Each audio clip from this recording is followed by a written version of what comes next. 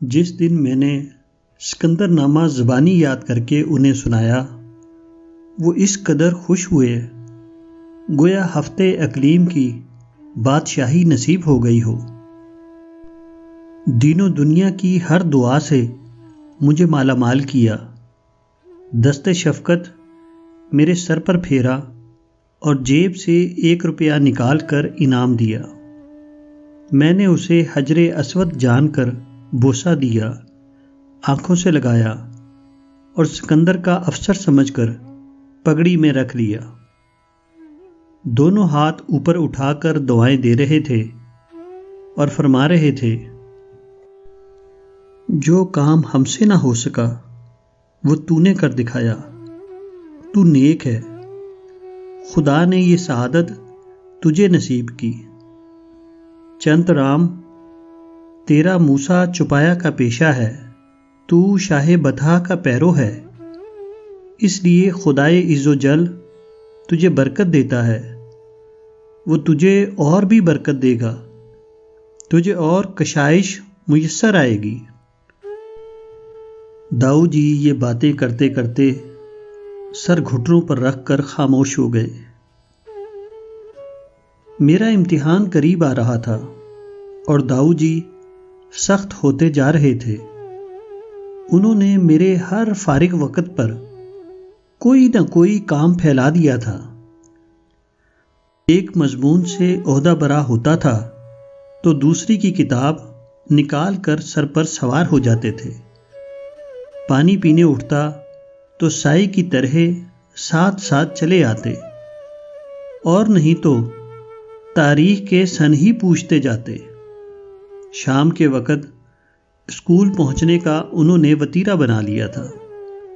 ایک دن میں اسکول کے بڑے دروازے سے نکلنے کے بجائے بورڈنگ ہاؤس کی راہ کھسک گیا تو انہوں نے جماعت کے کمرے کے سامنے آ کر بیٹھنا شروع کر دیا۔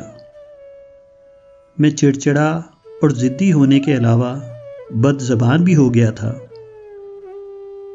داؤ کے بچے گویا میرا تکیہ کلام بن گیا تھا، اور کبھی کبھی جب ان کی یا ان کے سوالات کی سختی بڑھ جاتی تو میں انہیں کتا کہنے سے بھی نہ چوکتا۔ ناراض ہو جاتے تو بس اسی قدر کہتے، دیکھ لے ڈومنی، تو کیسی باتیں کر رہا ہے، تیری بیوی بیاہ کر لاؤں گا تو پہلے اسے یہی بتاؤں گا کہ جانے پدر یہ تیرے بڈھے باپ کو کتا کہتا تھا۔ میری گالیوں کے بدلے وہ مجھے ڈومنی کہا کرتے تھے۔ اگر انہیں زیادہ دکھ ہوتا تو منہ چڑی ڈومنی کہتے، اس سے زیادہ نہ انہیں غصہ آتا تھا نہ دکھ ہوتا تھا۔ مجھے میرے اصلی نام سے انہوں نے کبھی نہیں پکارا۔ میرے بڑے بھائی کا ذکر آتا تو بیٹا آفتاب، برخوردار آفتاب کہہ کر انہیں یاد کرتے تھے۔ لیکن میرے ہر روز نئے نئے نام رکھتے تھے، جن میں گولو انہیں بہت مرغوب تھا، تمبورا دوسرے درجے پر، مسٹر ہونک اور اخفش اسکوائر ان سب کے بعد آتے تھے، اور ڈومنی صرف غصے کی حالت میں۔ کبھی کبھی میں ان کو بہت دگ کرتا۔ وہ اپنی چٹائی پر بیٹھے کچھ پڑھ رہے ہیں، مجھے الجبرا کا ایک سوال دے رکھا ہے اور میں سارے جہان کی ابجد کو ضرب دے کر تنگ آ چکا ہوں، تو میں کاپیوں اور کتابوں کے ڈھیر کو پاؤں سے پرے دھکیل کر اونچے اونچے گانے لگتا۔ تیرے سامنے بہ کے رونا تے دکھ تینوں نہیں دسنا۔ داؤ جی حیرانی سے میری طرف دیکھتے تو میں تالیاں بجانے لگتا اور قوالی شروع کر دیتا۔ نئیوں نئیوں نئیوں دسنا تے دکھ تینوں نئیوں دسنا، دسنا دسنا دسنا دسنا، ਤੈਨੂੰ ਤੈਨੂੰ ਤੈਨੂੰ ਤੈਨੂੰ ਨਹੀਂ ਦੱਸਣਾ, ਸਾਰੇ ਗਾ ਮਾਰੋ ਨਾ ਰੋਣਾ, ਸਾਰੇ ਗਾ ਮਾਰੋ ਨਾ ਰੋਣਾ, ਸਾਰੇ ਗਾ ਮਾਰੋ ਨਾ ਰੋਣਾ, ਤੇ ਦੁੱਖ ਤੈਨੂੰ ਨਹੀਂ ਦੱਸਣਾ।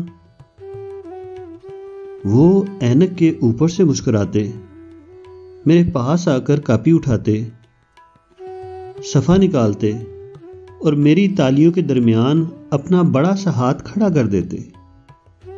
سن بیٹا، وہ بڑی محبت سے کہتے، یہ کوئی مشکل سوال ہے؟ جو ہی وہ سوال سمجھانے کے لیے ہاتھ نیچے کرتے، میں پھر تالیاں بجانے لگتا۔ دیکھ پھر، میں تیرا داؤ نہیں ہوں؟ وہ بڑے مان سے پوچھتے۔ نہیں، میں منہ پھاڑ کر کہتا۔ تو اور کون ہے؟ وہ مایوس سے ہو جاتے۔ وہ سچی سرکار، میں انگلی آسمان کی طرف کر کے شرارت سے کہتا۔ وہ سچی سرکار، وہ سب کا پالنے والا۔ بول بکرے، سب کا والی کون؟ وہ میرے پاس سے اٹھ کر جانے لگتے تو میں ان کی کمر میں ہاتھ ڈال دیتا۔ داؤ جی، خفا ہو گئے کیا؟ وہ مسکرانے لگتے۔ چھوڑ تنبورے، چھوڑ بیٹا، میں تو پانی پینے جا رہا تھا، مجھے پانی تو پی آنے دے۔ میں جھوٹ موٹ برا مان کر کہتا۔ لو جی، جب مجھے سوال سمجھانا ہوا، داؤ جی کو پانی یاد آ گیا۔ وہ آرام سے بیٹھ جاتے اور کاپی کھول کر کہتے، اخفش اسکوائر، جب تجھے 4x کا مربع نظر آ رہا تھا تو نے تیسرا فارمولہ کیوں نہ لگایا؟ اور اگر ایسا نہ بھی کرتا تو؟ اور اس کے بعد پتہ نہیں داؤ جی کتنے دن تک پانی نہ پیتے۔